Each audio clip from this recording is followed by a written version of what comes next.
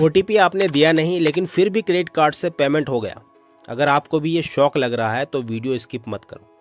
अभी भी 100% पैसा आपका वापस आ सकता है, क्योंकि इंडिया में क्रेडिट कार्ड फ्रॉड का सबसे कॉमन जो रीज़न होता है वो होता है आप किसी भी वेबसाइट पर जाकर अपने क्रेडिट कार्ड को सेव कर देते हैं और उसकी इंटरनेशनल ट्रांजैक्शन को ऑन कर लेते हैं, या फिर किसी भी फेक कॉल्स का शिकार हो जाते हैं और यूज़र को तब पता चलता है जब उसका स्टेटमेंट आता है।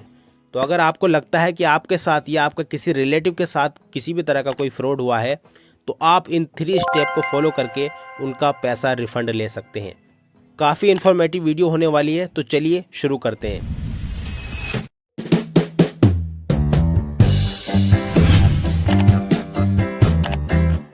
तो अगर आपको क्रेडिट कार्ड से जुड़ा किसी भी तरह का अगर फ्रॉड लगता है, तो सबसे पहले आपको जो स्टेप उठाना है वो है अपने कार्ड को तुरंत ब्लॉक करा देना है। जी हाँ, आपको कस्टमर केयर पर कॉल करके वहाँ पर इमीडिएटली अपने क्रेडिट कार्ड को ब्लॉक करा देना है, ताकि जो भी आने वाली ट्रांजैक्शन है वो वहाँ पर बंद हो जाए, ब्लॉक हो जाए। तो अगर आप देर करते हैं तो आपको वहाँ पर लॉस होने वाला है।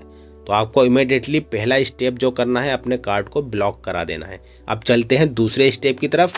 अब पहला स्टेप जो हम कंप्लीट कर लेते हैं, तो दूसरे स्टेप पे हमें क्या करना है, डिस्प्यूट रेज करना है। डिस्प्यूट रेज क्या होता है, हमें कस्टमर केयर पर वहाँ पर एक कॉल करनी होती है और कॉल करके हमें वहाँ पर बोलना होता है this is an unauthorised transaction, यानी कि ये मेरे द्वारा ट्रांजेक्शन नहीं की गई है। I did not share OTP and card details, और मैंने ना कोई OTP दिया और ना ही कोई अपनी कार्ड डिटेल दी है। तो आपको वहाँ पर कॉल करके ये बोलना है। तो फाइनली वहाँ से आपको क्या मिलेगा, एक वहाँ पर डिस्प्यूट नंबर आपको मिल जाता है।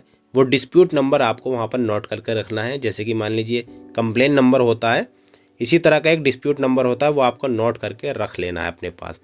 अब आपको डिस्प्यूट नंबर मिल गया। अब आपको 3 स्टेप की तरफ चलना है, जहाँ पर आपका काम फाइनल हो जाता है।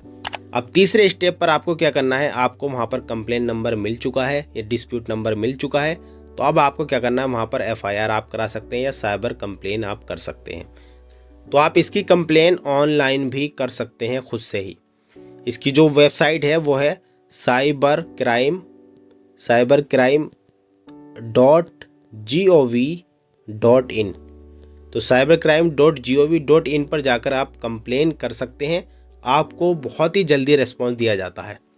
अब आप सोच रहे होंगे कि हमने 3 स्टेप फॉलो कर लिए, अब हमारा पैसा वापस आएगा या नहीं आएगा जो फ्रॉड हुआ है।